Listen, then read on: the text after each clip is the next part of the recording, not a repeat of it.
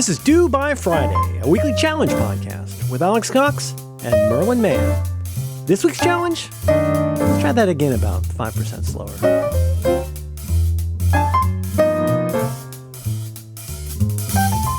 Hello, Merlin Mann. Hello, Alex. How are you?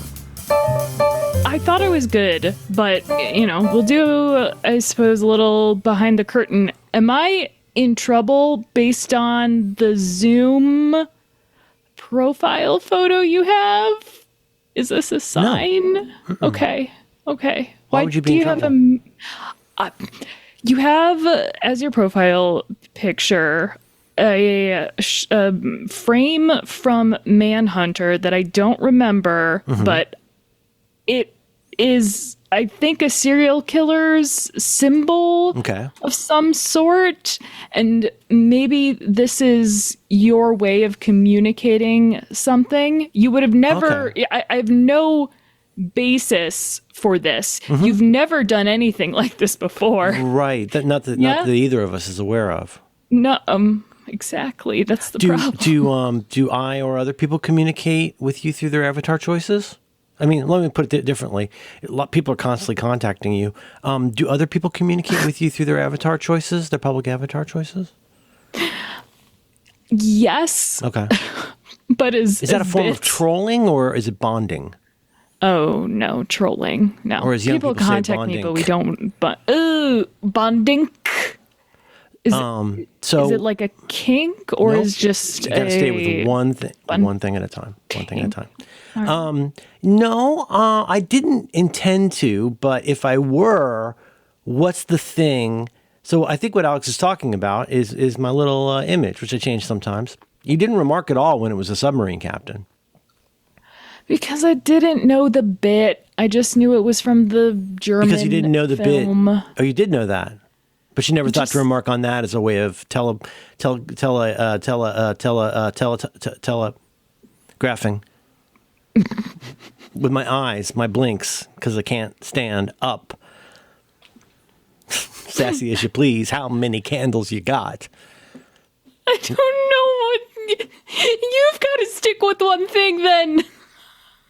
Well, one thing I stick with is I refer to the same Maria Bamford thing every single week, and you never know what it is. No. I don't watch things 50 times. I'm very busy with documents. I have scaffolding to build. What? No. What? I always know it's either from the Christmas special or the. But you didn't even know it was Maria Bamford, did you? No. It could have been Chris Fleming or John Mulaney or one of the other things you've claimed to watch. It could have been one of the many British stand-up comedy bits that I have not watched, but seem so many. So this is a picture of Bill Tench holding up a legal pad. I think that's the Zodiac symbol, I believe. I'm not positive, but I think they're talking in the context of how BTK, his name's Dennis, how BTK came up. Now, do you know that bit? Okay. No. Anyways, whatever. Fine. You're a cultural void in the sweetest way. I just have 30 years of. Yes, there's a 30-year void where I did not exist. So, which 30 years? Correct. From 1970 to 1990. Okay. Is that 30 years or is that 20 years? They were talking about, I think they were talking about how, if you watch that program, BTK comes up with a symbol of his own. And he's doing that thing that people do that's like Boy Scouts do, like where you can make something out of your initials. So he makes a logotype, as you say, that says BTK. But if you notice, the real heads will notice the B also kind of looks like boobs. Not in this one, but in BTK's. His name's Dennis. Okay. Wait, he's the guy who works for ADT. His name is Dennis. It's not from I think. So what you do you should think? Leave. Hey, no, one thing at a time. What is it you think? What is it you felt bad about when you saw Bill Tench holding up a legal pad? What did you imagine I was telegraphing with my eyelids to you? Perhaps it was a trap. This might have been a trap because I might have said, "Hey, the thing from you're trapping me a little bit." Also, we don't say that anymore. What? Why? Okay. All right. Well, I'm sorry I made you feel bad. Is there You didn't make me feel bad. Sometimes I like traps. Whoa. if we Do you keep didn't- souvenirs? BTK kept souvenirs. He would lay him out on the bed and then do his special ritual. The entire time we were watching this show, the 2 seasons of this show, because I don't always remember when things happen and, compression happens, but there's a scene in Mindhunter that I just remember, and I'd said to Billy the whole time we were watching this, we just finished it last week, and I'd said the entire time, I said, look, well, occasionally I would say, just so you know, I think there's a scene coming up. And my kid's cool, so it's not a problem. But I was like, there's one scene in this that I found really quite upsetting. And I thought it happened way earlier in season 2. But as it turns out, it happens at the end of the last episode of season 2. And it's when we see BTK with his souvenirs. And he puts on a special mask. Do you remember that scene? I don't. This blurs together with the Monster series. Well, those scenes actually, but the Monster series on Netflix, there's a lot of special things and a lot of masks made out of body parts. What's that, honey? What is Monster thing on Netflix? Monster is another show on Netflix about serial. No, it's another serial killer themed show on Netflix. Okay, but it's not as good, and there's a lot of Bill Tench in that one. You know what? One of the seasons, yes. He's in that terrible show, The Waterfront, which is the least good B+ show I've watched this year. No, I don't think so. BTK, Bind, Torture, Kill. But related to that, and I want to just throw it to you because you have so much prepared for this episode. I just wanted to say a nice thing that I heard today. It's this is I think the week or the month that the musical Hamilton is 10 years old, and I saw an article today. That I thought was really cool, and which is that there's a person who's been in Hamilton like the entire time on Broadway, or I guess in the official production for the full 10 years. Do you know which person that is? No, Samuel Seabury. Oh, he's not the rebel who scream revolution. And then the reason I think of it here, the reason it's contextual here is, first of all, I was thinking about that today and how it makes me happy. And according to this article on the internet I saw, he's still having a great time with it. And they give him different jobs, like he's been an understudy for John Lawrence. He's had lots of different things. But no, this one guy for that entire time. How cool is that he's had a job for 10 years on Broadway? That's pretty neat, I think. That's extremely cool. But then do you remember how that song ends? Do you remember how Farmer Refuted ends? He says, they go, no. Silence. They say, silence.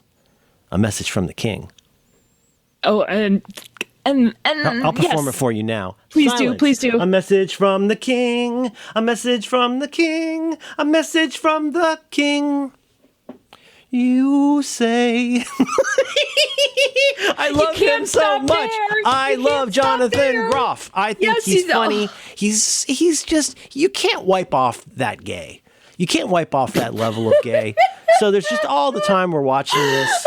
In the same way that Anna Torv, if she's not a lesbian in real life, she's missing her best bet. I mean, she attracts a cat with tuna and the whole nine. But like Holden Ford, I barely knew him. I never saw the San Francisco Gay Show with the guy from White Lotus, but my wife says it's good. Did you ever watch that? Looking? Did you ever watch Looking? I heard it's good. No, I don't. That's the Jonathan Groff show with him and not the maitre d', the guy at the desk from White Lotus with the drugs. That wonderful actor, the guy who is Ron Swanson's boyfriend in The Last of Us. See, I'm a void. I actually. Oh no, I have seen that. Congratulations to the guy who plays Samuel Seabury on 10 years running. Silence. And congratulations to Miguel Cervantes. I forget how to say his name, but he the author was of Don Quixote. He rode a donkey and not a horse. I learned that yesterday. What does Miguel Cervantes have to do with Hamilton? That's not his name, but he was the like what you said. Running Hamilton until just a few months ago. Oh, of course. You mean Sancho Panza. In World War Not II, he served in the enough to know that. No, Sancho Panza. He served in the Panza division. It was part of Blitzkrieg. And the French, with the Maginot Wall, they had a Blitzkrieg in Schadenfreude. A lot of people are hard on the Maginot Line, but it worked better than a lot of people say. It still did what it was supposed to do. Well, I mean, the thing is, it had been sold to people as like this impregnable wall that would prevent the Germans from coming in. I mean, I'm not going to go into a whole thing about it. You can watch videos about it if you're me. But it kind of did what it was meant to do. It's just that the Maginot Line, as I understand it, turned on the idea that, was it the Ardennes? That it ends at this forest that it would be impossible for anybody to do an attack through. Do you know what I mean? It's why we don't put fences on the ocean. I know what you mean. You can't fence everything, Alex. If you fence everything, there's no planet left. There has to be an area. Do you know about Chesterton's fence? No. Okay. You can just take it away. I wouldn't worry about it. But the thing of it is, it's neat because, it's a tough racket being in showbiz. It's from Bill Hader's impression of Lorne Michaels, which involves an impression that Conan O'Brien likes, where Bill Hader does an impression of Lorne Michaels, where he rubs his eyes and gets frustrated anytime he has to name drop. There we go. Okay, sorry. I was gone to not Wichita. What do you say? I'd gone to Kansas with Marcy to get BTK off death row. You need to do the best part, which is Lauren putting his hands. So I was. Oh yeah. Now you remember. And then the Jeffrey Dahmer. He goes, mm-hmm. I know where you're going. Yeah. So, anyways, and the reason he wasn't at SNL 50 was that he has chronic anxiety problems. I just read that today. Have you ever heard Bill Hader talk about anxiety? It's pretty cool. He's very cool about it. It's not a bit, it's like, it's a thing for him. And I think it's very cool that he talks about it. Is anxiety a bit for anyone? I don't want to know the answer to that. Never mind. No, I just mean it's like, I don't know why. It reminds me of, so I was usually in high school, I would be friends with people who were older and or smarter than I. And like, for example, my lab mate, that's what it's called? Yeah, my lab mate in chem was my friend Kim, and because all girls were called Kim then. And she would always go, I know I'm going to fail that. I know I failed that test. And of course, she always got an A+. We were one of those people, grade grubbers, people like you. You know what I'm saying? I was not a grade grubber. Well, that's a kind of bit. Is like, if you're just doing that to go like, it's kind of unseemly to people who get C's in chemistry for what it's worth. But, you go like, that's a bit. So they're going, I have stage fright. Like, where you make it a bit, like for an interview. It's not a bit with him. He's got anxiety. Well, yeah, I think you're conflate. I think you're conflate. You're conflating being a dick with no. I guess you're right. I didn't do that at all. No. I was just merely pointing out that Bill Hader seems like a down-to-earth person whose interest in movies and culture and the kind of, if you ever heard Bill Hader talk about movies, boy, he really loves movies. It's really cool to hear him talk about it. And he's really smart and he seems to have self-awareness and he seems pretty cool. He should be in more of them. He's got anxiety, Alex. It's not a bit. I know. Maybe he picked the wrong job. Maybe he should have diffused bombs or some shit. Well, then you end up with your hands in a body like in Grey's Anatomy. They weren't diffusing a bomb. They were removing it from Christina Ricci. Read a book. I know. Must be nice. Goodness. It's interesting because she's small, but she has both a large face and a large head. Huh. I always think that's so interesting. I think people's proportions are fascinating. I don't talk about the way people look. No, we don't do that anymore. Oh, wow. Now I'm just... You got so much to talk about in this document here. I don't have that. In the document... You created 2 documents for this. You're sending me links. You got things you want me to look at. You're changing the style guide of things. But now you also got all this prep that you have. You've got all these bullets here of things you want to talk about. So I want to give you the opportunity to talk about... I'm sure you're going to want to talk about The Bride on a String, la la la. There's lots of things I figured you want to talk about. Right, I'm just trying to give you an opportunity. Okay, well then follow up from who do you call to get that installed? Last week. You're like, hello, it's me, Ghislaine Maxwell. Even though I am fully English, in this version I speak with the accent française. Yes. We have a corpse bride. We need hanging from a rope in our foyer. Oh, yes. It's the 7-story building no one is allowed in. Are you able to hang that from my sky? How you say? I looked at it over and over. What we're talking about here is a slightly overrated New York Times article on, whoa, all the crazy stuff in Jeffrey Epstein's house, which we've known about for years. But it features as its primary hero image an absolutely astonishing image of a decoration. How would you describe it? It's as I recall, it's sort of like, in my head anyway, it like hangs sort of like no spoilers for the Haunted Mansion ride, but kind of like the hanging person that you see overhead in the elevator. I just immediately thought, oh, imagine that's a harbinger of the future right there. And I couldn't you mean stop for like thinking Disney about Sea it. or something? Is that something they do in Japan? No, just about his demise. And I'm like, that, not that we've seen the video. The person who owns the Haunted Mansion or Walt? You're implying he's a Hatbox Ghost? No, I'm implying I used to have a crush. I used to have a crush on that lady in the Ghost. I used to Pepper's Ghost. I used to have a crush on that lady in the crystal ball. I thought she was sexually very enticing when I was a child. The one who's just ahead? Is it Madam? I don't care. I don't own ears. I'm not a Disney adult. Neither are you.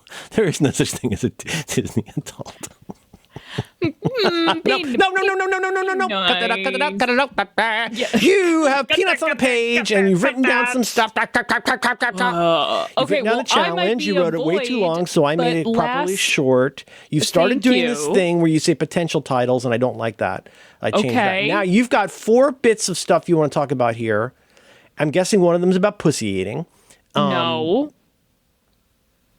Continue. No, please it is run not about pussy eating. Okay. If you'll remember, last week's challenge was to make a show document. And so I made... Oh, so it's not about 9-volt batteries. No, wait. Oh, boy. See, this is why there's Oh, it's no wonder you're so unsuccessful in relationships. You've never gone downtown for lunch? Wow. You've never done I wasn't going to mention that. I don't know what you people do. You take 2 pairs of scissors, you take 2 pairs of scissors, and you duel or something. I've never said that. I've never thought that. I've never. Did you do like a Buzzfeed Berkley thing where it would look really funny from above? A Buzzfeed Berkley. Buzzbee Berkley.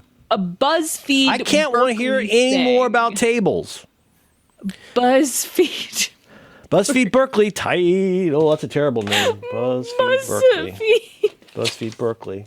Wow. Wow. Must be nice. Oh, God. Last week's challenge was to make a show document, and I made my little thing. With the show notes. Yes, and so I did a thing. We looked at it last week. Your certainty is delicious and uncalled for. And this week, you said, I don't use Notion. And I'm like, okay, that's fine. No, Alex, honey, you send me links with absolutely no context. And I feel like there's a thing I've said to you numerous times. And you probably think it's a bit. I don't click things that you send me unless I know what it is and why I'm looking at it. I know people need to send you screenshots. It's a funny bit. But like when you send me something that doesn't even have a thumbnail and it's just a thing that says sign in to see this, when people send me Instagram things, I can't see that. I don't have Instagram. When people send me TikTok, I can't. I might be able to see like a public preview of it, but I can't. I don't click on things that say log in to look at this. And when you send me something in Notion with absolutely no context, my response is, okay, I don't generally do a lot in Notion. I'm like, I guess I still got an account. But yes, you send me stuff. You're viewing it on this page, actually. But I don't know what it is. I don't know why you're sending it to me. That's I'm not going to stop I don't stop what I'm doing to click things people send me. That's fine. I know ask it is. That's why I'm telling it. you. You keep doing it, and I just need I'm telling the audience that that's cool. Fine. Hi, Do you audience. need me for this one? And then I sent another link, which is a Google Doc that has, yes, some follow-up from the things we talked about last week, as well as topics where I specifically said just things Alex found during the week that Merlin has mentioned or might like. No, like, if you we want to be must my friend, talk you should about say this. so. You don't need to do it by sending documents. You can just say, I want to be your friend. You can do that. I would love to do that. We could like talk about music or something. I don't have anybody to talk to about these things. What I don't need is more documents. I don't need homework from my friends. You don't need Here's things. There's a sentence in there where I claim to like you. That's you. Well, there's no sentence you know here what you are? that You're an enchanted claims tiki to bird. Like you. I mean, they closed that, didn't they? No, they brought it back. Oh, good. It's got a new sign. Birds talk. I watch a lot of Disney videos because I'm a Disney adult. But you don't own ears. I don't own ears. I'm a Disney retiree. I think we got young William some ears. We have a really cute photo of William wearing some ears and holding who's the girl cat? Simba, maybe? I don't know. Whatever the girl cat is. I'll find it. It's really cute. Mulva? Nala. Mulva. Yes, vulva. No, Mulva with an M. Everyone's favorite. I'll find it. It's really cute. God. And we're at that fried chicken place, the pavilion place. Don't like thinking about the animation. Because But your interior world must be fascinating. Why my interior world is my nieces are having a Lion King phase, and so I really? see With the original Nala. film? The original film? Yes. Oh, yeah. That's awesome. Indeed. I just don't want to think about vulvas around Nala, and I see Nala a lot. Oh, Uma? look at that. Oprah. Okay. Uma? The Oprah. photo you sent me, There's three I from that think trip. that's Simba. That seems like a... It's like, is that I Just Can't Wait to Be King? Who's that guy? think- Do do do no. do do do do do. Who sings that song? The Michael Jackson song. Who sings that? The kid Gonna who be was a from mighty Boys king. You Meet other kings World. beware. I You know that think. song? Eric Just Matthews. can't wait to be king. Ba-da-ba-ba-ba-da-ba. Yes. Is that the one? Yeah. What's his name? Yeah. Simba? I think it's Simba's not Pride. Eric Matthews. Eric Matthews Band. Yes, I think you're That's kind absolutely of funny. right. That was kind of funny. Well, no, it's a band called Eric Matthews Band. And these are pictures of my kid wearing ears. And look at that little, was that a Monsters Inc. hat? Is that what it is? Or Monsters University? Yeah, Monsters University. Oh, look at that little kid. Oh, this is a funny time. This is when my little kid used to dress like they're going to prep school. And now he started doing it again. He went out and picked out his own. He went down to one of the big malls down south. Did a whole day of school shopping all on his own. Drove a car there. Came back with an entire muted fall. Basically, you ever been to No, you've never been to California Adventure. But like, are you familiar with like the? I shouldn't talk about my kid, but basically, he looks like a sign for Yosemite. He's awesome. He wears like all green and brown tones. He basically looks like signage for a national park. And he buys pants. He buys pants that fit now. It's so fucking cool. Oh, he's an adult. I mean, you shouldn't talk about your kid, but you shouldn't talk about your young adult either. Oh my goodness. When you said prep, though, I thought of what is your definition of prep? Because I kind of went to the prep school definition and thought of the prep. belt. I mean, prep war. I mean, because I think of it. Perhaps unfairly, I think of it, it became slightly disparaging, but a term from my junior high and high school years was preppy. You'd say preppy. Like I had the preppy handbook, for example. And there was a song. There was a preppy rap. Did you know that? There was a rap about being a preppy? No, please share. Oh, there's only one couplet I remember from it. And it's this guy. And now when I do it, it's going to either sound like Tim Gunn or Humpty Hump. But what I remember was this guy rapping about being a preppy. And I remember he's talking about his girlfriend. I think her name's like Muffy McAdoo or something like that. His girlfriend has a preppy name. And then at one point he says, I fixed Mr. McAdoo's old BMW by adjusting the anti-sway bar. I remember that from probably 1982. Preppy do rap. that again and do it in that voice, I fixed please? Mr. McAdoo's old BMW by adjusting the anti-sway bar. Make it work. All right. Stop what you're doing, because I'm about to ruin the image and the style that you're used to. I look funny, but yo, I'm making money. Gee, hope you're ready for me. You're kind of doing Gather round, 'cause I'm a new fooling down, and sounds laid down by the underground. I'll drink up all the Hennessy you got on your shelves, so just let me introduce myself. My name is Humpty. Pronounced with the Humpty. Yes, ladies. Oh, how I love to funk thee. And all the rappers in the top 10, please allow me to bump thee. I'm standing tall, y'all, and just like Humpty Dumpty. He once got busy in a Burger King bathroom, is the point. Okay, good. That was a year before you were born that came out. Yeah. And it goes like this. You know that song? No. The Humpty dance is your chance to do the hump. Do me, baby. You don't know this song? No. It goes like this. What was that? What was that? Do that again. Do it. Is that a ringtone? Well, it does kind of sound like a vibrating razor phone. Yeah, that does. It does. It sounds like the razor phone when it go like vibrating razor phone. You know the razor phone. Yeah. From I understand. It's a Motorola joke. I get it. It's not a Motorola joke. It sounds. Who made the razor, Alex? I'm sorry. Am I confused? Who made the very sexy razor phone? It's not a phone. Joke about. Just trying to match your energy, man. I don't know what the fuck you're doing here. I came in and I said, I made myself a coffee. And I says to myself, I says, you know what? I'm just going to let Alex go wherever they want to go with this. And that's what's happened. And now we can never release this. Yeah, here's us on a ride together. What ride is that? Here's us on. Oh, it's us on. It's on the Cars ride. The Cars ride is really good here. You wait a long time for it, but it's a really good ride. What happens on the Cars ride? You know what it is? It's like if you watch Disney videos, like I don't know. There's been a lot of developments. I feel like in rides in the last 20 years.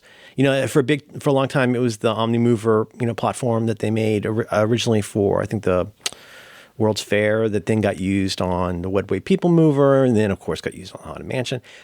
This is a combination roller coaster and themed ride in the Radiator Springs, and it's pretty cool. This is us. I'll send you a photo. This is us in a blue car with eyes. Anyways, I like going to Disneyland. I'm not going to go anymore though. It sounds too costly. Everything costs now. Although I do want to. I kind of want to go to Star Wars. I do wanna go to so I'm going to close that. Hey, so what else do we got here? You've got you take it anywhere. Did you want to talk about that? You seem like you've wanted to talk about the manual. The manual. I'm going through your section that begins. You have a section called Topic. That has 4 bullets under it. Singular. Yes. Someone added. Do you want to say potential topics? I'll type that. I'll fix it for you. Oh, you're in the wrong. Okay, I made you. Oh my fucking! Don't growl at me, madam. Or I sir, didn't. Or no, you just growled like a lady. Go on. Go. I misgendered nothing. A lady growl. Men.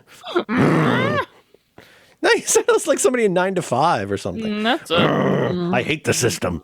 Bum, bum, bum, bum, bum, bum, bum, bum, bum, bum. That song's called 9 to 5. And you know that Sheena Easton had a song that was a hit in, she's from Scotland, but in the UK, she'd had a hit song called 9 to 5. And when they released in the US, they had to change the name because there was already a hit song called 9 to 5. So they had to call her song Morning Train. Oh, she got. Wait, I know it. Dolly Parton, right? Yes, Dolly Parton. That's previously 9 to 5. Yeah. It goes like this. It's got those eighth notes. Bum, bum, bum, bum, bum, bum, bum, bum, bum, bum, bum, bum, bum, bum, bum. It's very catchy. Let's see, I tumble out of bed and I stumble to the kitchen, pour myself a cup of ambition and yawn and stretch and try to come to life. That song? Oh no! Did you go away? Nope. Did you mute yourself? Nope. Oh no! Nope. The bass line went away. Okay. Hello? I'm here. Can you hear me? Hello? Oh, fuck. It says, I am here. Nothing is muted. Everything is fine. Here. You can't hear me. Okay. Hey, everybody. I guess we're stopping the show or something. Alex is here. Can you hear me? Hi, everybody. I'm Alex Cox, and I'm texting Merlin Man right now because for some reason the Zoom call cut out. Yeah. But only I'm still recording all of this, so this is going to go. All that stuff Alex is saying, I can hear all of that. It's just that Alex can't hear me. For some, Alex has muted themselves and unmuted themselves. Back. I've unmuted myself. Okay. And wow, this must be hell because Merlin can hear me, but I can't hear him. This is wonderful. I am going to leave and come back. Yep. Hey, everybody.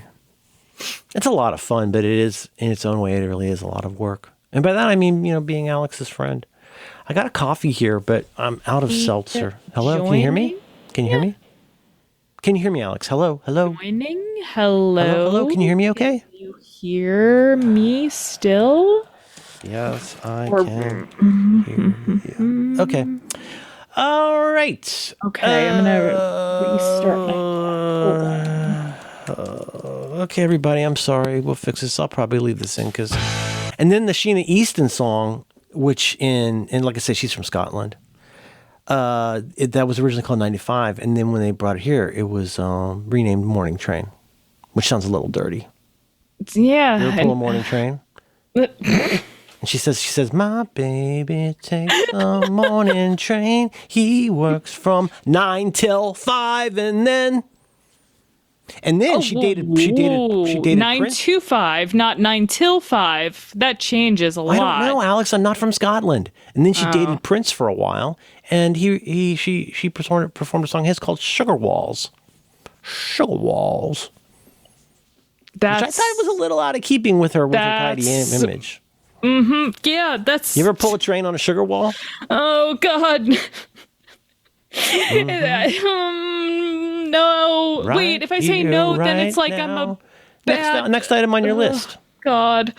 Oh, which list am I looking at? Because I sent you, I was like, God. I will just clone this as a Google Doc.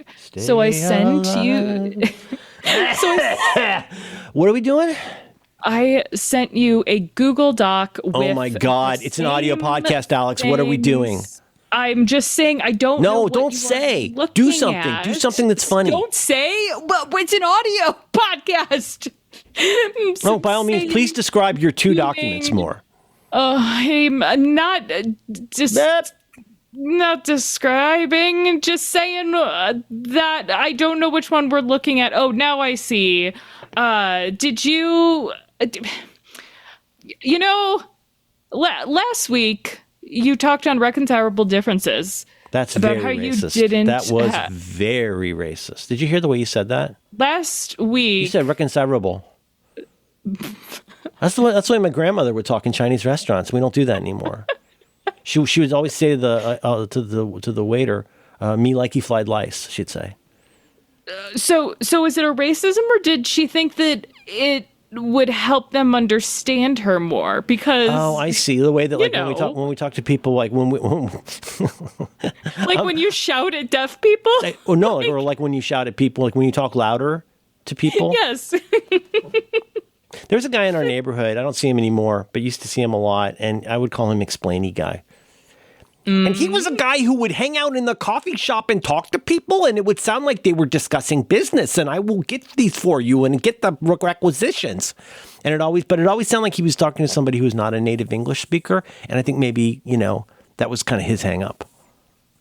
Okay, because I am in theory a native English speaker, and that was a very but I mean, you do what you can to bridge the gulf. It's like I always say, though, with my Instacart shoppers, or just what I call people in the neighborhood, their English is a lot better than my Cantonese.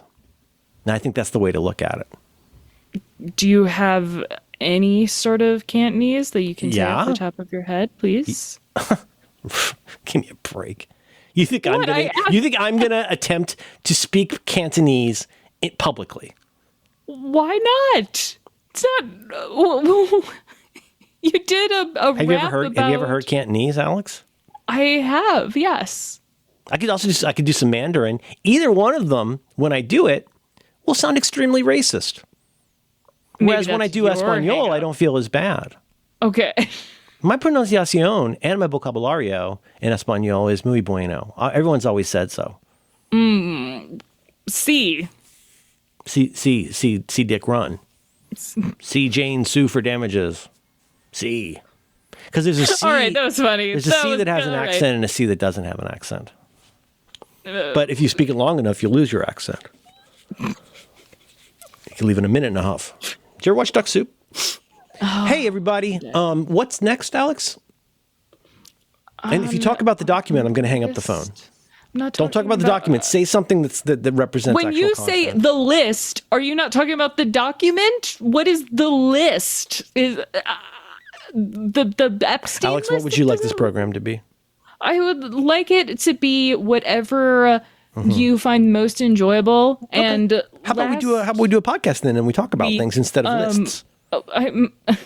That's what I'd like to do. I'd like you to move on to. So if you've got more on, here's what Alex has under potential topic. Inside Jeffrey Epstein's Manhattan townhouse. Great rejections, battery flavored tortilla chips, and 9-volt video. Now, what did you want? Which one? Oh, you also have Matt Rife is the legal guardian of the real Annabelle doll under follow-up.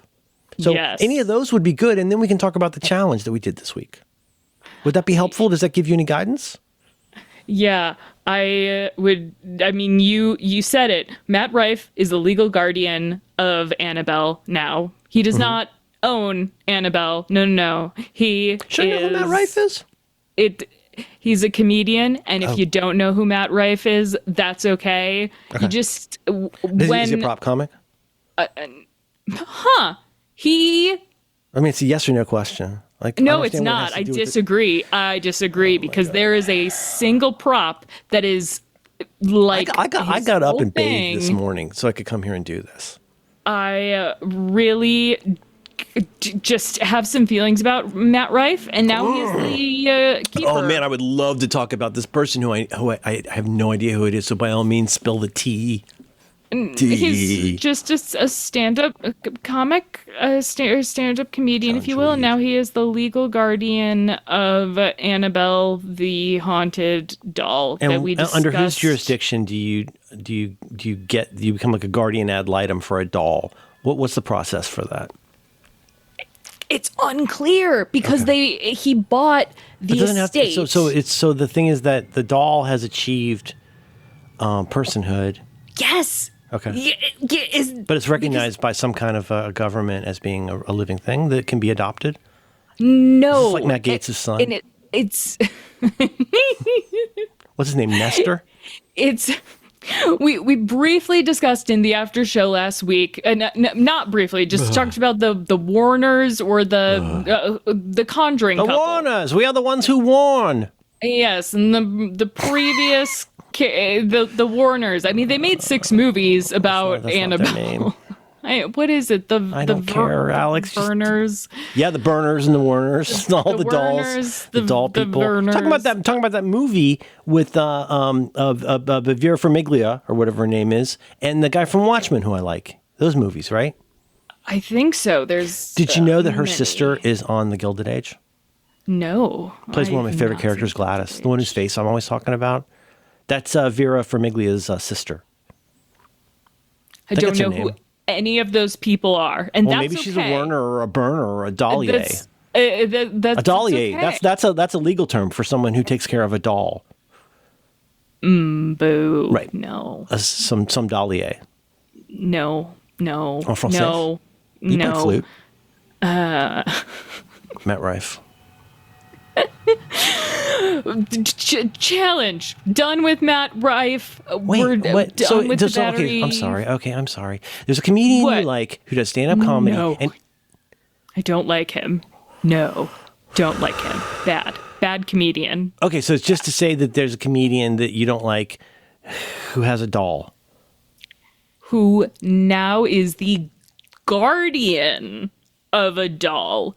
Okay. Who may or may not be responsible for the death of the previous legal guardian, which is just follow-up from last week. It's breaking Well, that could be unrelated to the doll. Maybe he's just a murder man.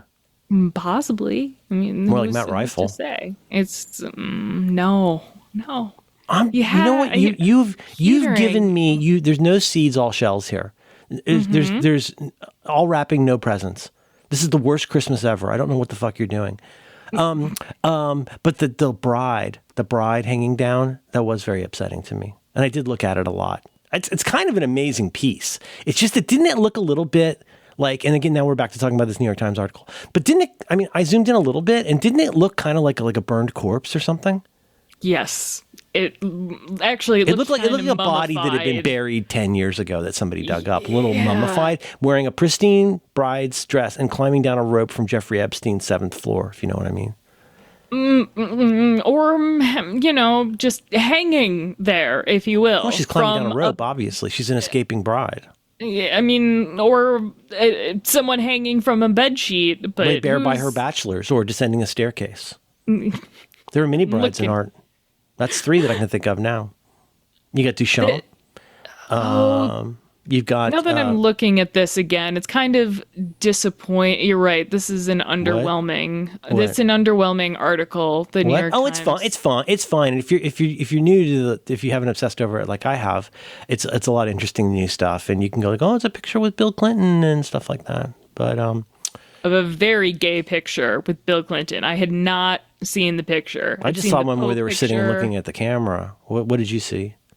Where they're looking into one another's eyes, and it's he felt really bad about his teeth, and that's why he always is smirking. Huh. Jeffrey Epstein had bad teeth and knew it, and that's why he's always smirking in photos. Well, that and also he's a smirky guy. Talking here about the New York financier. Talking about the New York financier, Jeff Epstein. Best known. I think I would have heard about it. Did you watch the video? I bet you didn't. Did you watch the Jim Downey video? No. If I were a professor and you were my student, I would ask you to find another class because I feel like you don't do the reserve reading. I literally made you a YouTube playlist last week. I made that for you. You made it for the audience. Okay. I did not know that it was required watching. Nothing's required except death, Alex. You said you're my friend. I apparently sent you a document What's the 9-volt video about? It was battery taste tests? A guy was... You don't get many 9... The thing is, you don't get 9-volt batteries like you used to. Like, when I was a kid... How can I put this? So think about how AA's were, even in the life of this show. Think how AA's have been, really, for 20 years, like AA's or sometimes AAA's. But, like, that's kind of the battery for everything. Mm-hmm. When I was a kid, that was 9 volts. So like my pocket quarterback, that doesn't sound good. What was it called? Anyway, my little video game had 9-volt batteries. Headphones, might have 9-volt batteries. Like everything had a 9-volt battery. And then you put it on your tongue and it has very distinctive taste and feel, especially when it's fresh. And I've never tasted a 9-volt battery, but now I'm interested in... Well, I assume you have. You've never taken a lady out to lunch downtown? No comment. No comment. Oh, come on. You're going to claim zero cunnilingus. I am going to say no comment. I don't talk to no comment. No comment. None. Oh, what a confusing way to be. I thought you young people loved talking about all your fucking intercourse. No. In fact, there's a think piece every week about how young people don't have sex. Where do you find those? Oh, God. They just pop up in Apple News. There's in the Atlantic. Yes. And then how do they introduce you to the contents of the article? How do they entice you? Is there a sentence that they use to entice you? Usually in like kind of a bold typeface? No, usually it's an author that I thought that I liked. An author. See, I was thinking of the headlines. I'm trying. Yeah. What are the great rejections? What's that? There's like rejection letters or something? I would like you to click on that. Here's the thing. I'll click on one thing. I will click on one thing this week. You pick. Yes. You got Matt Rife. You got Manhattan Townhouse. You got great rejections. You got tortilla chips. And you got 9-volt video. I will click on one thing. What would you like me to click on? Great rejections. Okay. Mm-hmm. I'm clicking. Oh, God, I can't believe you're supposed to type in an interstitial window. Ugh, God. Okay, the best rejection we ever got. Okay, shall I read this? Oh, it's by Werner. That's why you had Werner on your mind. Yes. Well, He's always wait. on my mind, though. Well, no, I mean, I don't know all I see here is that it's signed by somebody called Werner. What I'm saying is you were claiming that Vera Farmiga and Night Owl 2 were in a movie about ghost hunters with Annabelle, and you said they were called Werner or Burner. Yeah, and I don't remember. I still don't remember their names. The Conjuring couple. Oh, I see. This is funny. Okay. Oh, yeah, this is great. They'll snap together like magnets. Do you want to read this, or shall I? I just wanted This is to yes, and again, just a list of things that Merlin might like. No, dude, I'm totally into it. Now, see, I would know that though, just from seeing a link in a document on an app I don't use. It's Christmas again. Well, but this is why you never have time to do cool things, is you're always doing this bullshit. No, I have a lot of time right now. Not busy.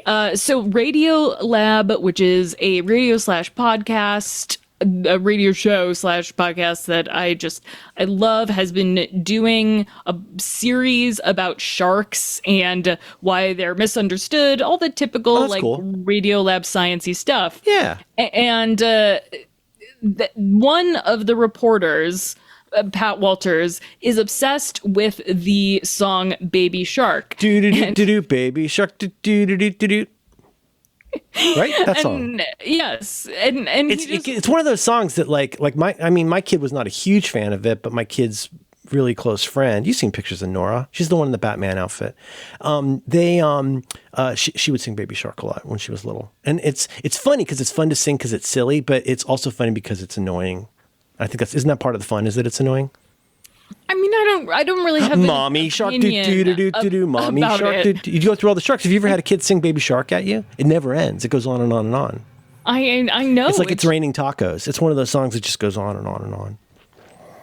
I'm not going to ask about the raining tacos. By Perry Grip. You know what you should do? When I was a kid, my uncle, so there was a thing, I was the youngest of the kids in the family. My cousin, I have one cousin, well, unfortunately they're both passed away. One cousin was 5 years older, one cousin 10 years older. And my dad would buy Bobby and Davy like really annoying gifts for birthdays and Christmas. And my uncle returned the favor when I was 5 by buying me a drum set. Like a legit one, like it was really loud. I mean, well, like a child playing, it doesn't matter if they're like Ringo Starr's drums. A little kid playing them is horrible. And what you should do, now that you got all these babies in your family, Parrygrip, I want to say, look up Perry Grip. This guy used to be in a really good pop band called Nerf Herder. Check out Perry Grip, Raining Tacos. Yeah, Raining Tacos. Get those kids on Perry Grip songs, and it'll drive your siblings insane. You think Baby Shark's weird and annoying? Wow. It's Raining Tacos. I mean, this is the kind of thing that you should be jailed for this song. Well, funny you should say that, Merlin. I'm now on the Raining Tacos Wikipedia page, and it says under history, hold on, Raining Tacos was also adapted into a book. Mm-hmm. It was also featured on This Might Be a Podcast. And then the song, along with Baby Shark, were used by the West Palm Beach authorities to deter homeless people from staying at a park during the night. You know, there's those are three things that are we all know that the problem with middle-aged men is that they think they're not appreciated. The problem with all middle-aged people is that they think they understand things. And so they think that's the kind of thing that makes sense to somebody who's like 45. You ever been around the sound that supposedly keeps teens away? It's been a joke. It was a joke on 30 Rock. It's been a joke in lots of things. But have you ever been around places where they play the sound that scares teens away?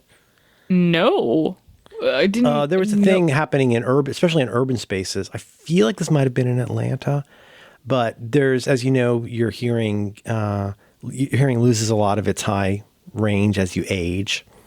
I mean, exclusive of even rock and roll and headphones, but like everybody loses that range. But there are tones that people only under a certain age normally can hear. And so if they want to keep teens out of an area, they play this tone that only very young people can hear, and they play it really loud.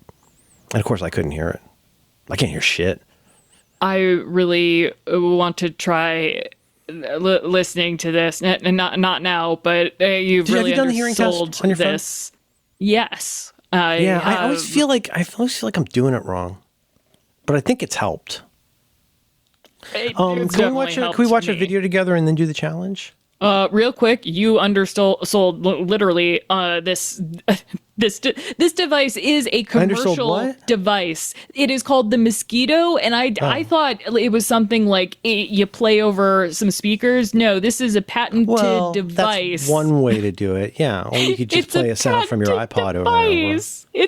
It looks so. Wait, please read the response. Where? So. Radio Lab wanted Werner Herzog to. Okay, I'll take it from here. That's not an oddball idea. What if this episode ended with Werner Herzog singing the Baby Shark song? So they wrote to him, and 30 minutes later they get a response. I'm not going to do the voice. Hi, Pat. Well, that was the whole thing. I just wanted to hear a Merlin Man, Werner Herzog, Alexander Skarsgård doing Werner Herzog, whichever you prefer. The last time I stood on these ignorant stones, full of. With the what is it? And with the vinegar of the pampas, I agreed to do 2 projects. Bachelor nanny.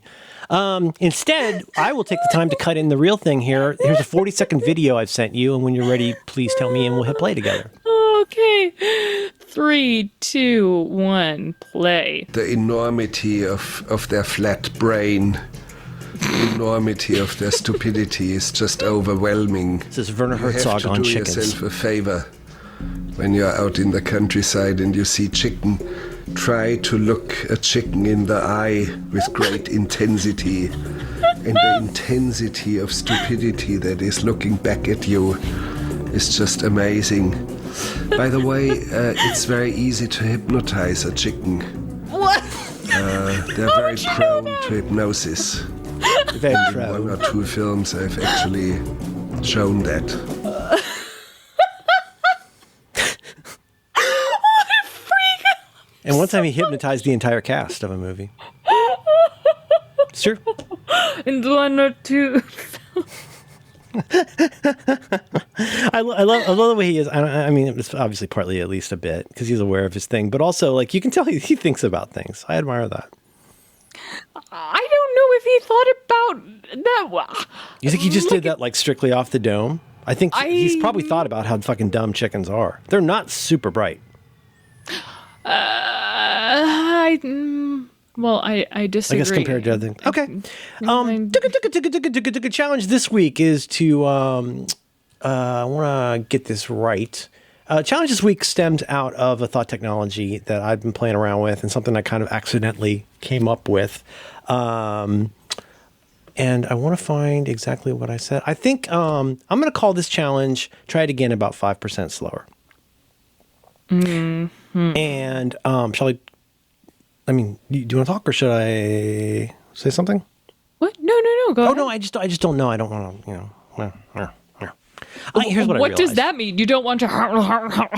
What I realized sometimes is, because, this is part of a broader set of thought technologies that I'll just call stop. I have a set of thought technologies that involves, I've come to really not dislike, but I'm trying to stop using the word mindfulness if it's not really what I mean. I'm not really talking strictly about a Buddhist practice. I'm not talking about meditation. Instead of mindfulness, which will work perfectly fine. If you prefer, you just insert the word mindfulness. The phrase I prefer to mindfulness is what I would call presence of mind. A little bit more Midwestern way to put it, a little more plainly put, to have presence of mind. And when you're somebody who has ADHD and anxiety, like I do, I've found it useful for myself to catch myself or to say stop and go catch myself when something's going a direction I didn't expect or desire, and evaluate how I feel about that, and then decide what to do about it. I mentioned this on Back to Work very, very early on. The whole thing, the general stop technology. The reason you snap yourself with that rubber band is to go wait a minute. Is this the thing we're supposed to be doing now? Is this feeling or this whatever's carrying me away right now that makes me not have presence of mind, is that useful to what it is I'm trying to do? And normally, like, you can just catch yourself and go, no, that's fine. You're just having fun. Go with it. Keep going. Or, geez, Louise, dude, what's your problem? So that's the broader set of thought technologies that involves what I would call presence of mind. And here's what I realized recently in the last couple months. Sometimes I can catch myself and, gosh, I have so much to say about this. It's so hard to restrict this.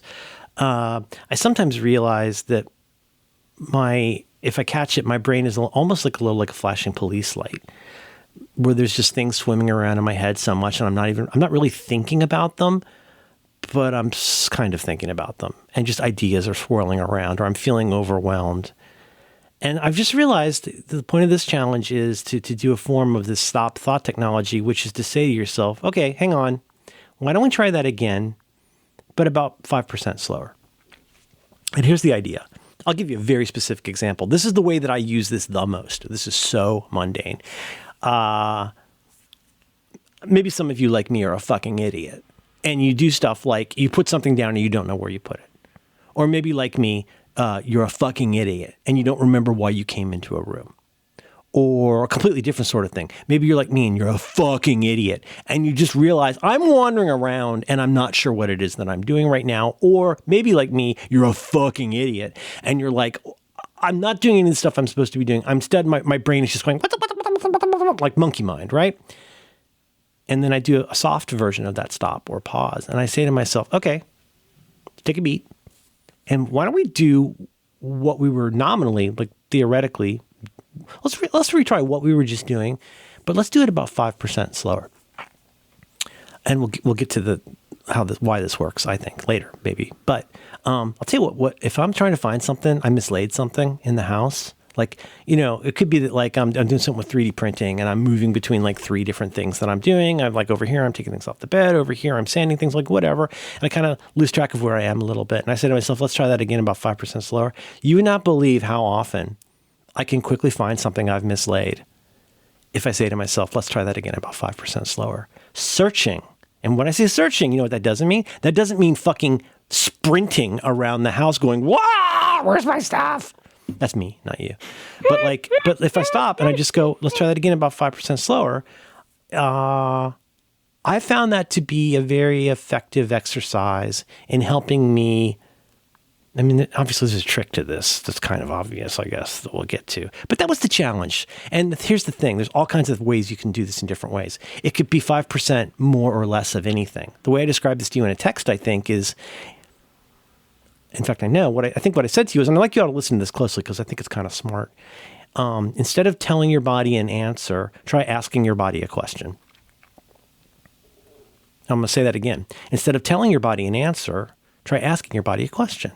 So like, what do? We yell at ourselves and we tell ourselves to do better. And we scream at ourselves about like, I'm all anxious about blah, or like, I need to do this ineffective, fucking wound up emotional bullshit that we get into. And sometimes you just got to like hit that pause or hit that stop or hit that, defer button, and causing yourself to try it again about 5% slower has had slightly overwhelming success for me. And so to me, instead of telling your body how life is, ask your body how it feels. And sometimes what I said to you in that text, and this is the really important part of this exercise, I feel like that if you ask your body, hey, how you feeling right now, bud? Or like effectively, hey, what could you use 5% less of right now? Don't tell your body what it needs 5% less of. Listen to what your body immediately, without even hardly being asked at all, tells you what you need 5% less of. And your body, consequently kind of your brain, I'm not René Descartes, like you will know. And in my case, it might be, I just need 5% of just running around like a headless, stupid Herzog chicken. Don't get hypnotized. Titled. It's Herzog chicken. I don't know how to say that in German. And so I suggested that, and I know it's weird. It's the kind of weird thing that I do, but I thought you might enjoy it and might find it useful. And I don't know, I thought you might find it revealing, honestly, because I found it to be revealing. And after we've talked about your experience with this, I'll tell you why I think this works, if you like, or you can tell me why you think it works. But what do you think of the challenge? Try it again about 5% slower. Like I said, Well, they weren't here for that, so say it like they didn't hear that. It's a thought technology, but it's a mind fuck and a curse because I always just. Well, thanks. I'm really glad you enjoyed it and found it useful.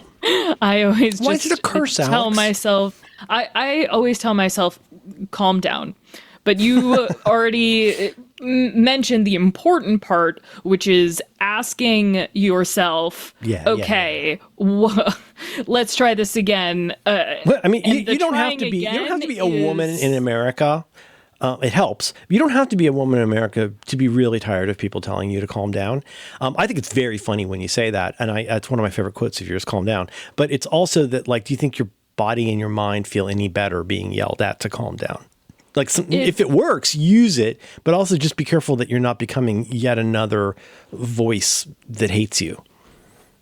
That's part of why calm down has always helped me, because the type of person, I mean, again, like you said, I've been, and not me, but I've seen men tell women to calm down so often that that's almost like a different genre of calm down for me. You know it's what? Just That's totally. separate. I'm sorry. That is totally fair. Absolutely. Yeah, that's the only reason that it works for my head. But do you say it as a friend, or do you say it as a friend and hear it as a friend? Oh, depends on. Is it an authority the day. figure? Who's saying? Who's the you, and who's the recipient, and who's the yeller? It used to be that the yeller was just the bad brain parts chiding me, and over the years, it's been a realization that that's not super healthy. So now it's still an authority figure, but hopefully it's not the chicken or like lizard parts of the brain, but I would like to think, nice human part that wants me to just. So it doesn't make you mad or angry when you find yourself saying it to yourself. No. You know that it helps, and it's like it's useful to you. It becomes like a little reminder, like a little tap. Yes. And what cursed me about this was the 5% slower part, because it's figuring out and asking yourself what exactly you need to calm down about or need to slow down is difficult and extremely helpful. Did you really think sometimes it's difficult? It's just. See, I found the opposite to be true. I found that's why I said the thing about the body part, because it's amazing to me how quickly if I unhook the intellectual or conscious mental part of my brain that thinks it understands things, like that guy's not as smart as he thinks he is. You know what I mean? And instead, if I go like, oh, let's try to get about 5% slower. You know, the same way that you would say like to somebody who's like learning a skill, you would say, okay, that's really good, and that was really good, and now let's pull all of those together. Here comes the kids. But you know what I mean? Like where you kind of cause yourself to go like, oh, let's try and do all those three moves all together smoothly. And you naturally kind of, whether that's in like skiing or breakdancing or whatever, like you kind of have to enter into like a slightly different state of mind rather than just like, I'm going to flap my arms around and do the thing. It causes you to really slow down. Mm-hmm. And it also, though, when you're slowing down like a specific amount and trying, well, that's part of the trick. It's kind of made up. It's a made up number. But that's now it's like in my head, and the part too of making your body like talking to your body. What I struggle with is the part that is like, okay, intellectually, I know this is not a good thing I am thinking or feeling, but I don't know exactly what I can do to try this again slower, because I don't know, is it because of something I can't necessarily help? Like if it is this a chemical thing going on with my brain that I just know that I need to ride out? Or so it sounds like it might potentially kind of stress you out a little bit. At first, how do curses generally make you feel? It's like a Buddha's gift, It's like the show. Sometimes it's a little girl yelling at you in the parking lot, and sometimes you're Nathan Fielder flying up in the sky and sometimes it's chickens, and sometimes it's just feathers. Yes. Not a smart animal. The 5, like, I know the 5% wasn't the main part, but I think when you're like, okay, 5% slower, then you need to recognize which parts need to be slow. Like, okay, you're running around finding. Can you think of any examples something. You'd be comfortable sharing of when this was particularly interesting or helpful? Like I gave the example of looking for something like on my desk, or like that where like it's probably like right in front of me, as my grandmother used to say. One of her less racist remarks: "If it was a snake, it would have bit me." She used to say, right? I was trying to find a good example that doesn't involve stuff people don't want to hear about. That's why okay, that's cool. Yeah. But the finding something, it does also work, because you still need to find something in a certain amount of time. Like, you still need to find your keys before you're late for the thing. Here's another way. Just if I were going to be like an idiot about this, which I probably am, let's put it another way. Hey, you can't find your stuff? Hey, fuck you. Let's go 30% faster and see if that helps. And maybe it will. Like, maybe just the change. I mean, there's just something to be said about change that can be really useful to you. But like, it's just that the slower part is something that tells my brain gently whatever that percentage is. But no, so I'm not hung up necessarily, but you find yourself a little fixated on what 5% of something looks like in a given situation. The fixation became a frustration of like, okay, what exactly I materially you get do that to slow was down? Not the intention, though, right? Right. No, right. But then it ended up being like, okay, I don't know what how to slow down, but I do know that there are healthy things I can do to speed this up. So maybe I don't even need to try. It also just might not be helpful for you. Right. So that became just a like, you know what? I am going to stop looking for this thing because it needs to get done, but there are 3 other things that I can do first. And so it's and of course then your more rational mind can engage at any point. And that's kind of in some ways what you're doing is you're just trying to move to second order thinking in some ways. You're getting out of the first order, like blah blah, walking around, running into walls, Kahneman way of thinking, and more in that second order sort of like, I have to really focus on this and think about what this question means. That's a lot of, in a second, I'm going to explain. Well, I was going to say, I want to hear more of what I know that you want to say more about this, and because part of the slowing down was like, I know that and shouldn't fixate on the 5%. That is not the point. Yeah, I mean, the rational part can always go like, oh, is this a gating factor to what I'm doing right now? A gating, is this like a milestone element where I can't move on until I find this thing? Sort of like, could I just put in TK and come back to this later type thing versus it's just, if you're like how I am, I don't know how to put this in a way that will make sense to anybody, but knowing how I am, I benefit from occasional disruptions to my mind running amok. Such like your own when you say disruption, the problem is solely that, mean your own. Something I've said for a long time that is just put this in my museum of nearly meaningless things to say. A frustration I used to have in talking about tips and tricks, talking about life hacks. Something I continue to be frustrated about is that, I can provide what I consider to be lots of good tips and tricks about stuff. I could even, if necessary, explain why I think that's useful, or more saliently, like why that worked for me, or I feel like that's been helpful for me. But what I can't give somebody that nobody can give to anybody is presence of mind. And if you want to call that mindfulness, that's totally fine. I don't object to that. It's just that I don't want people to think that you have to become some kind of like, you have to wear like a saffron robe and wander around the airport to have self-help in life. Presence of mind to me is a perfectly cromulent American way to say, I need to be aware that I'm alive and I'm doing things and that I am the driver of this ultimately. And that's why I find those kinds of little, with my monkey mind, I find useful. So here's two quick things. Number one, the place that I spent junior high and high school in Central Florida, just a little bit south of us, doesn't really matter, but there was a new park that opened in the early 80s called Booker Creek. It was a really cool little park. It was really nice because it was easy to get to and you could like, be somewhere kind of woodsy, even though you're in Central Florida, right?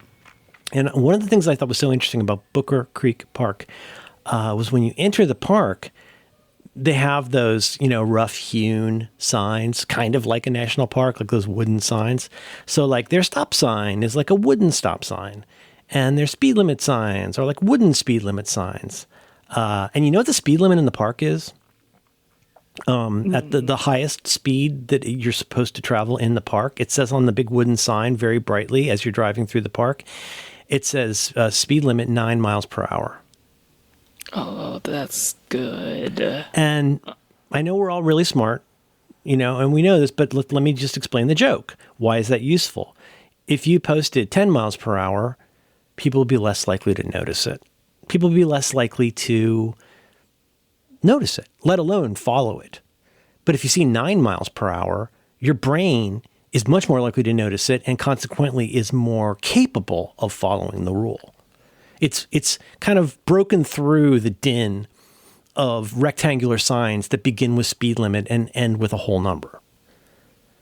So, I mean, whether that works or not, I don't know. I'll leave it to the researchers about whether or not that works. I will tell you this, that for me, there's something about specificity, even if it's a specificity that seems a little bit arbitrary or cute, that I find really helpful. So I'll give you an example from one of the great characters of this show, Dennis Gephardt. And Dennis would do something that I picked up on and not only loved, but operationalized and then eventually started spreading. Which is if you want something to happen on time, come up with a very specific time. Hear me out. I know this sounds crazy. But like Dennis would say, okay, we're supposed to go meet the girls for dinner at the place at 7. He says, let's leave here at 6:13. And for a while, yeah, whatever. Okay, I get it. That's cute. I'm the kind of person who like, I don't need speed limit signs. I don't need clock. Well, ask your friends how good you are at all of that. If you think you're good at cunnilingus, multitasking, or being on time for things, ask around. Because there's probably a pretty good chance you're not nearly as good at it as you think. 6:13, not 6:15, not 6:13. First of all, sticks in your head a little bit better. You give it to somebody else, and if they're the sort of person who's open to showing up on times for things, you give them a very specific thing. They're much more likely to remember that. And consequently, the same way that you're more likely to notice that sign in Booker Creek, which then makes you more able, now having noticed it, you're more likely to follow it. Because how can you follow it if you never noticed it? And how can you leave on time if you're not really sure what time we're leaving? All I know is it was at some top of the hour or bottom of the hour.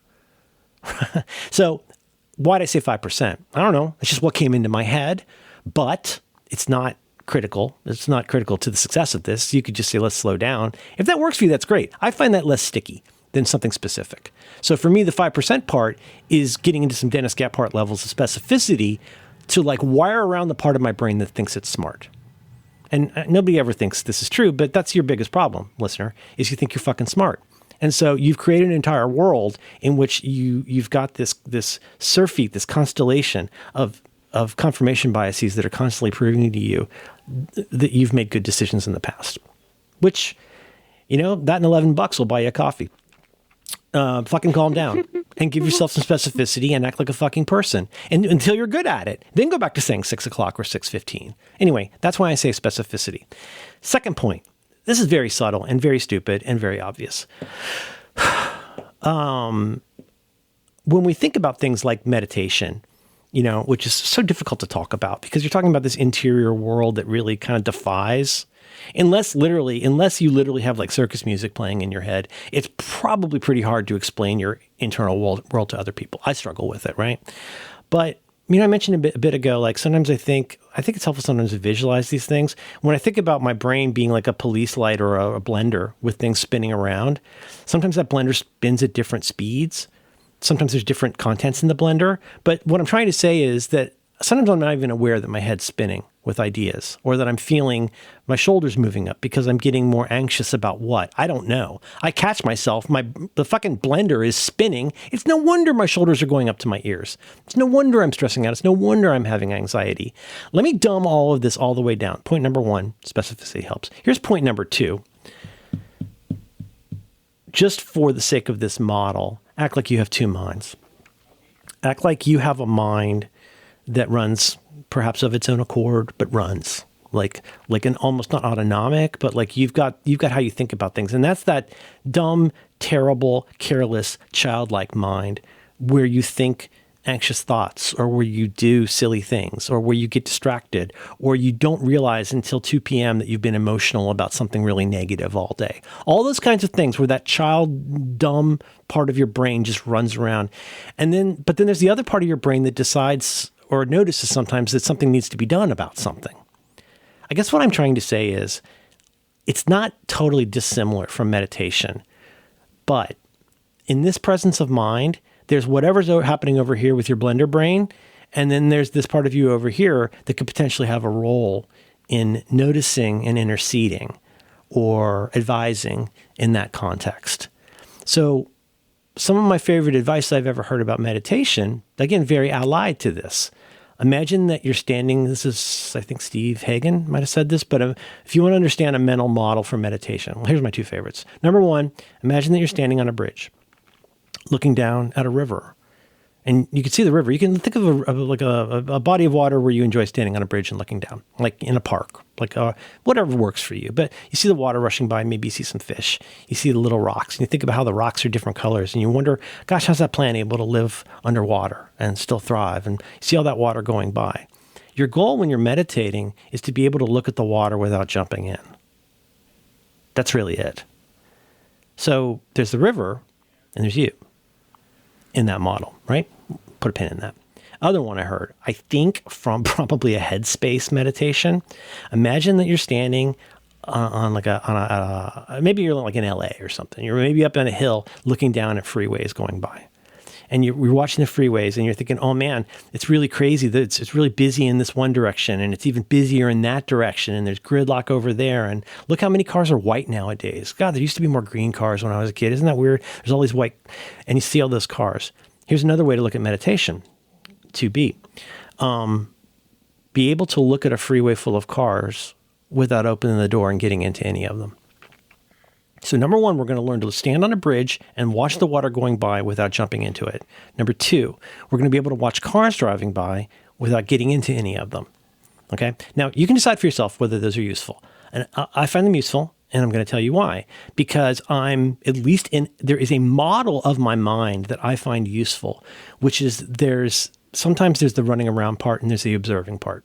The observing part, that's the part that can totally just enjoy looking at the water without feeling the need to jump in. And I think that's kind of what I'm doing here. The part that, and again, it's not like one side's good and one side's bad. It's all the same brain, but like it's a model. It's only a model. It's just a model. But you look and you go like, oh, you know what? I could look at a stream all day without jumping in. I could look at cars drive by all day without jumping in. Well, then why is it so difficult to meditate? Why is it so difficult to catch myself realizing that I've fallen far short of the better angels of my nature? Why am I being this way? And that's where the presence of mind, I think, can come in. Whatever you decide to do with your presence of mind is up to you. What I'm saying is, if you develop a little bit of presence of mind, and a lot of you will be better at this faster than I am and may not even need a model, but you probably do. a la those meditation ideas, that specificity, the presence of mind part is, A, let's get specific, 9 miles per hour. And B, just try not to get in the leak. Just try not to get into the stream. So what if you had two parts of your mind and one of them occasionally reminds you it's okay to watch what the other one is doing without getting emotionally involved in it? Because you don't have infinite, it's not an infinite number of minds that can keep getting increasingly more anxious about it. Can't you sometimes see that blender of activity and emotion? Can't you sometimes see that rushing stream? Can't you even see that 1,000-car pileup and look at it without becoming involved in it, especially emotionally? And when you catch that, that's a form of, if you like, mindfulness. But it's absolutely on a more practical level. It's definitely, to me, in a way I find useful and generative, it's definitely a form of self-awareness and presence of mind. And that's why I think it's kind of neat and useful. And it doesn't have to be 5%. It doesn't have to be slower. It doesn't have to be any of those things, but it's just a more gentle way of letting that second mind watch something without feeling the need to get involved in it. You can, or think about therapists. Your therapist isn't really supposed to like you. They're supposed to help you. I want my therapist to like me, but the therapist wants to help. I mean, if they're a good therapist. And it's kind of similar here where it's like, well, let's do what's best for a little guy today, for Blender Brain over here. Title. That's okay. So that was my long rant on that. Presence of mind. I want to know where you think someone can say, okay, I am good at this, or at least I am getting better at this and I can improve on my model or whatever. I mean, I think of my brain, or not even brain, just the whole life as like an emotional Frogger of you need to watch things pass by and not get emotionally evolved, and you can't jump on the log or get in the truck, but eventually a semi is going to come and just steamroll you. What's the semi in the analogy? Like a family tragedy or somebody. Is it real life or a feeling? It can be a semi can be like a material. Someone passing away is a material and an emotional dump truck. So that is a dump truck. But let's say a semi is literally a semi hits you in your car, and you have all of these things now. But you're driving your own car, so it's driving a frog car. Your frog. It's adorable. But how does someone get to the point where they're like, all right, I am getting a little bit better at this, and I know that I am slowing down in the right ways? I don't exactly understand that question, but I'm going to try and answer it anyway. I don't really understand the frame for that, but is it okay if I just give some examples instead? Mm-hmm. Getting frustrated with kids. Like if you've got, or pets for that matter, or just getting frustrated with people, sort of like the whole "this is water" thing, speaking of frogs. But if you catch yourself becoming emotional, especially, there might be other names for that or other ways you put that, but irrational or emotional. Let's call it emotional. You can catch yourself sometimes. And if you were to say to yourself, let's try that again about 5% slower or whatever, you might go, oh, as much as I hate this little piece of shit, this is just a little kid. And even if they are trying to do this to annoy me, which they're probably not, people are not changing their avatars to trap you, and people are not being the way they are specifically to bug you. And what if there's a universe where even if they were doing that just to bug you, it still wouldn't bug you? Is that a future you can ever imagine? I'm not asking you, I'm just saying in general. Hypothetically, that's one. Well, can I give you an even dumber one? I don't know why I have these certain analogies that just always, a website is a house, a relationship is a kitchen. I've got this kind of like Lakoff sort of ideas about thing. USB-A. One thing I've been saying for a long time, and I think I put this in the document, when you go to plug in a USB-A, act like you're going to get it right on the first time. Act like you know how to plug in a USB-A male into USB-A female, and act like it's going to work on the first try. I can tell you, especially if you're doing that like without looking, and most of us are, if you're trying to plug in a USB-A without thinking, I can tell you there's an approximately almost exactly 50% chance it'll work the first time. Here's the thing. Being timid because there's, quote, only a 50% chance of it working, being timid about how you do it, turns out that's much more likely to lead you to 3 attempts rather than 1. If you act like you know how to plug in a USB-A and it will work the first time, you will know within a nanosecond if you need to flip it over. And then when you do flip it over, it'll go straight in. Act like you know what you're doing. Right? And then if all else fails, even if you've had 16 times in a row you got it wrong, well, give yourself a break, obviously, and kind of go like, oh, maybe you'll do better next time. But going into it with that slightly different state of mind, I tend to not say things like this. It'll make you a happier person. Now, yes, this is a true example, but it's also an analogy. It's also a thought technology. These are things that you can apply on any level you want. I'm not actually giving you tips and tricks on how to plug things in quicker.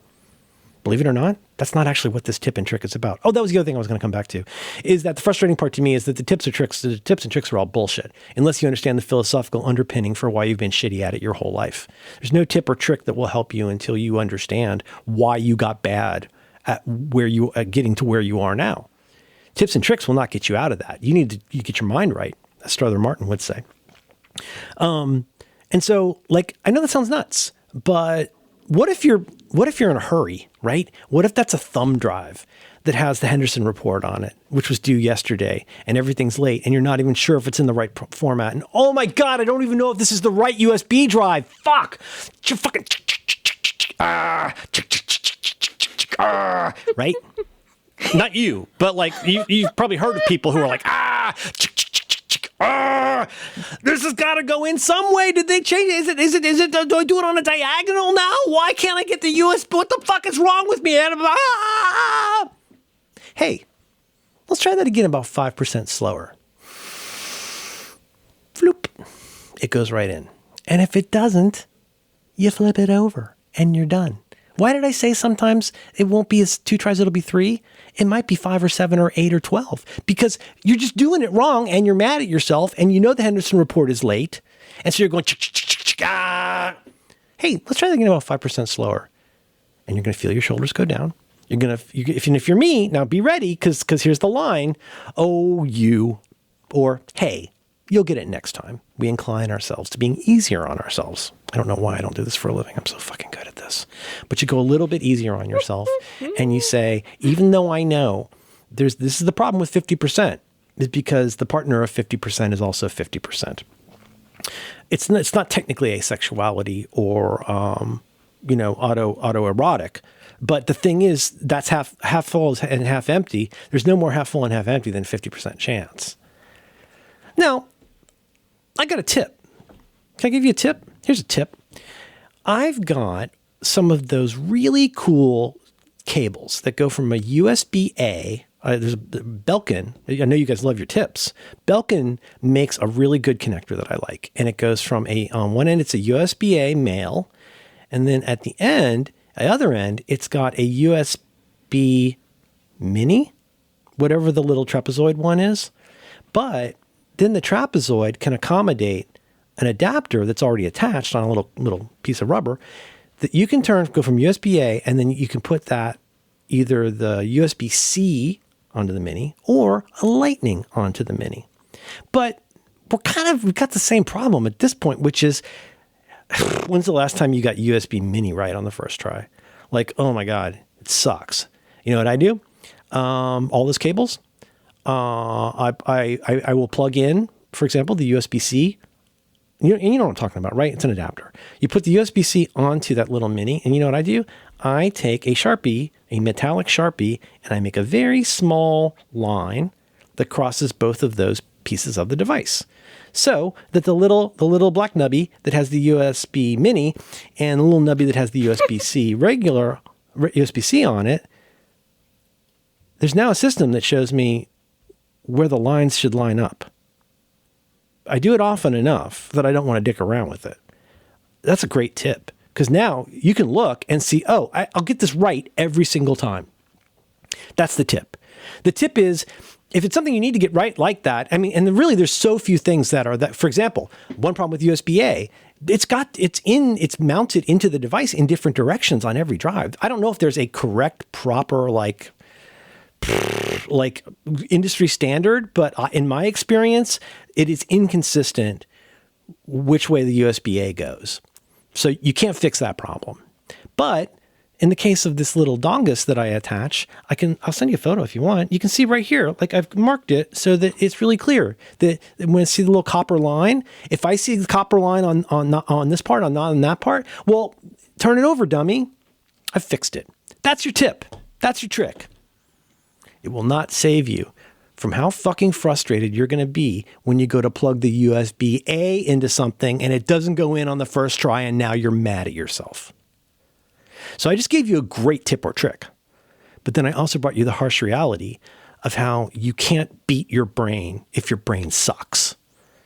And the only way out of that, it's not to dig yourself in further and decide that you're entitled to your fucking anger and all of your like bitterness. Pfft. You think that doesn't come out when you try to plug in a USB-A? I'll show you what kind of person you are when you don't get USB-A right the first time. Believe me, I can see. And when you see me do it and I get it wrong, do I yell at myself? Nope. I go, you'll get it next time, buddy. And ultimately, who fucking cares? It's a USB-A plug. It doesn't matter. But let's just say it's just an analogy. Does that ever happen in your life, folks? Does that ever happen where you run across something where like you have outsized, like, you fucking things are always undermining me. Like, you ever get mad at a door? Are you crazy, man? That's like a 50-year-old piece of wood and you're mad at it. Like, presence of mind is what lets us catch ourselves in those moments, incline ourselves toward a gentle approach, and then to have whatever trick it takes to have that presence of mind reflected in what you're doing. And for me, sometimes that means, hey, bud, let's try that again about 5% slower.